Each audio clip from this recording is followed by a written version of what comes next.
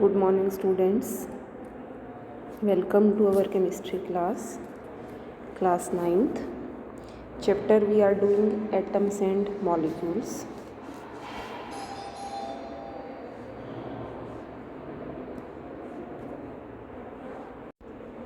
Dear students, we are doing our chapter atoms and molecules. Okay, and in case of atoms and molecules, what we have studied about atomic number क्या है, atomic mass. Okay, कल मैंने आपको जो video send किया था उसमें 3 चीज़ें थी. One was electron, proton and neutron. ठीक है, इलेक्ट्रॉन, प्रोटॉन एंड न्यूट्रॉन. ठीक, तो इसके बारे में तो हम फर्दर स्टडी करेंगे, या कल आपने पढ़ भी लिया होगा इलेक्ट्रॉन, प्रोटॉन या न्यूट्रॉन क्या होते हैं. क्योंकि एक्चुअली हम ये चीज़ पढ़ते हैं एटम क्या होता है. एटम क्या है, सबसे स्मॉलेस्ट यूनिट है. Atom is the smallest unit. बताइए ये चीज़ मैंने आपको. अब जो ये इस तरीके की देखो स्ट्रक्चर होती है, अभी हम ये स्ट्रक्चर बनाएंगे आगे.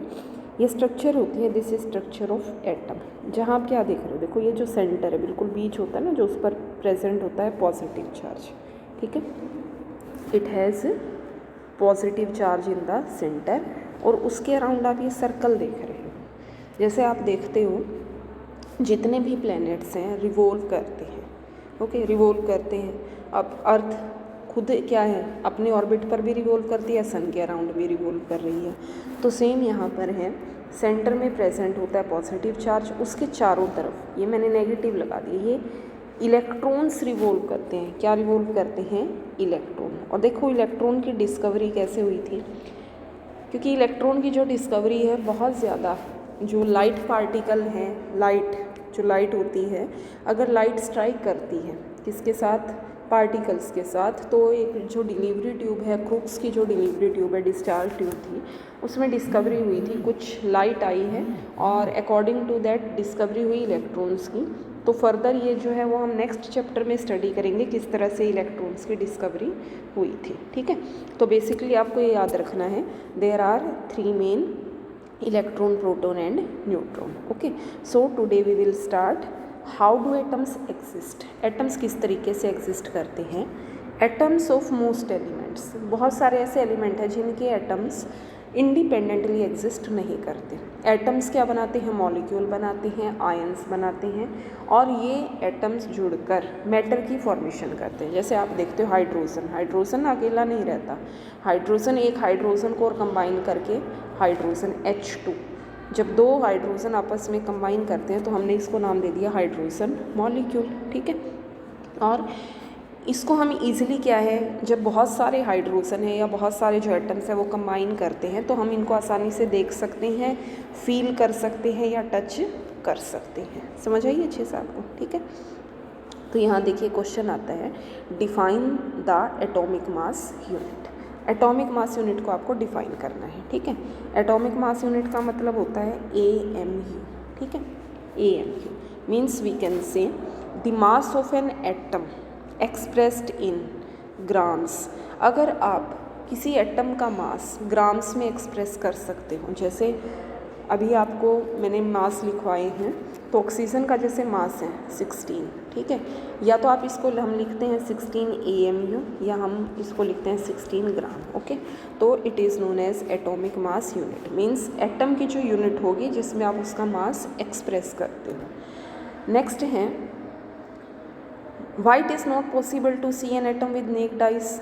आप क्यों जो एक एटम है उसको नेक्ड आइज से, मतलब आप अपनी आँखों से ईजिली देख क्यों नहीं सकते. रीज़न क्या है, because what we can say, because the size of atom it is very small. Okay, तो हम क्या लिखेंगे यहाँ पर, because size of atom is very small. Atom का साइज़ क्या होता है, बहुत ज़्यादा छोटा है. ठीक है, इसके आंसर्स भी आ जाएंगे आपके पास.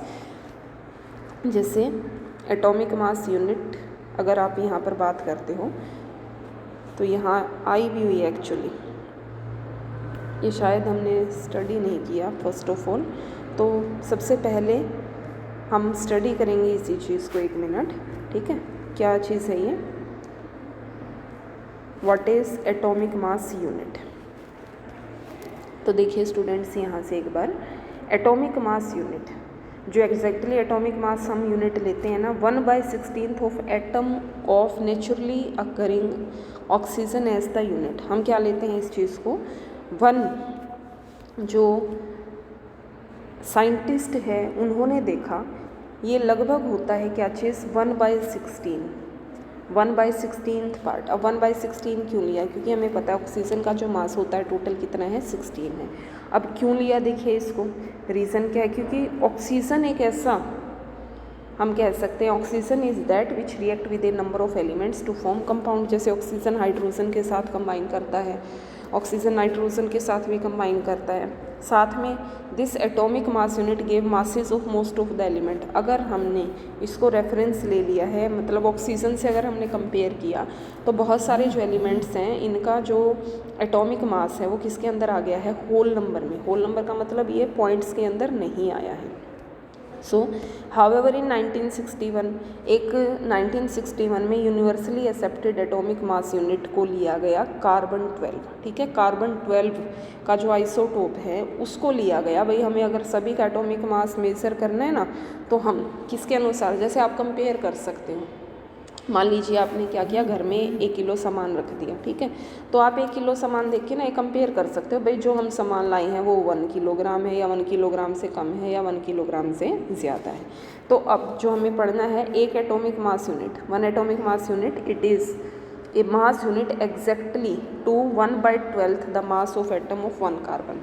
ये एटॉमिक मास यूनिट की अगर आप प्रॉपर डेफिनेशन देते हो तो एक्चुअली ये होती है मास unit exactly 1/12 of mass of 1 atom of carbon. देखिए पूरा जो एटम है इसमें से, पूरा जो एलिमेंट है इसमें से अगर आप एक एटम ले लेते हो, ठीक है, एक एटम हमने ले लिया कार्बन का, तो एटॉमिक मास यूनिट हम क्या कहेंगे, 1/12। एक एटम, जो आपने एक एटम लिया ना, इस एटम का भी 1/12 मास, ठीक है, इस एटम का भी जो 1/12 मास होगा actually this is known as atomic mass unit.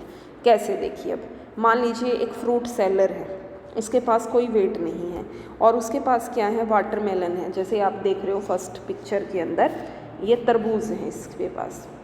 इसने क्या किया, एक तरबूज को 12 जो पार्ट्स हैं उसके अंदर डिवाइड कर दिया।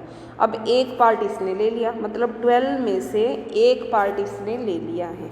अब क्या करेगा ये, अगर मान लीजिए इसको बेचना है कोई सामान, तो इसने इसका वेट ले लिया, भाई 12 का टोटल वेट इतना है, एक पार्ट का वेट कितना होगा। तो अकॉर्डिंग टू दैट इसने क्या है, कोई भी अगर 2 एप्पल्स हैं या कोई भी चीज़ है, वज़न ना हो तो भी इसने इसका वज़न मेज़र कर लिया। भाई इसका वज़न मान लीजिए इस टोटल का वज़न है 12 ग्राम, ठीक है। अब एक का कितना होगा, 1/12, ठीक है। अगर 1/12 इसको मेज़र करना है, या हम मान लेते हैं इसका वज़न है टोटल 100 ग्राम, ठीक, 100 ग्राम है, 12 इसने क्या कर दिया, इसके हिस्से कर दिए, 100 डिवाइड बाई 12, 100 को हमने क्या कर दिया, 12 से डिवाइड कर दिया। तो एक का जितना भी वेट आएगा इसको क्या है, इजीली मेज़र कर सकते हैं। मान लीजिए सपोज़ ये 8 ग्राम आ गया, ठीक है।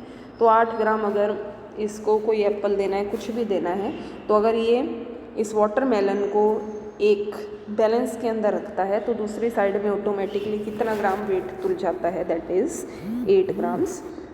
ही मेक 12 पीसेस, उसने 12 पीस कर दिए एग्जैक्टली।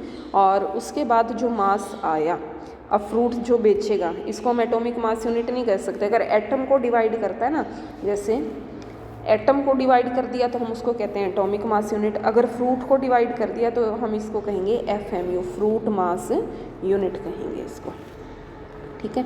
तो mass of atom as compare to 1/12 of mass of 1 carbon 12 atom. तो आप डेफिनेशन दोगे, ये तो मैंने जर्नल दी थी, अगर आपको एग्जैक्ट करना है तो 1 atomic mass unit is a mass unit exactly equal to 1/12 of mass of atom of carbon 12। Means पूरा जो कार्बन 12 है, कंप्लीट जो कार्बन 12 है, जिसका मास मैंने आपको बताया 12 ग्राम्स होता है, अगर आप इस एटम को 12 हिस्सों के अंदर डिवाइड कर देते हो, टोटल अगर आपने इसके कितने 12 पार्ट सपोज बना लिए हैं, तो उन 12 पार्ट में से एक जो पार्ट होगा, ये जो एक पार्ट है ना 1/12 होगा जो, इसको हम क्या कहेंगे, it is known as atomic mass unit, ठीक है। अब मॉलिक्यूल क्या होता है, मॉलिक्यूल आपको पता है, मॉलिक्यूल तो जर्नल है, ग्रुप ऑफ 2 और मोर एटम्स जो एक दूसरे से क्या करते हैं, बाइंड करते हैं। किससे बाइंड करते हैं, कोई अट्रैक्टिव फोर्स होता है। जैसे हम ये देखते हैं H2 hydrogen, N2 nitrogen, O2 oxygen. तो ये दोनों जो एटम्स हैं अगर आपस में कंबाइन करते हैं अलग अलग तरीके से, then they will form the molecules. ठीक है, तो आज आप ये क्वेश्चन लिख लेंगे और साथ में व्हाट इज़ मॉलिक्यूल करेंगे। So this is your homework for today. Okay.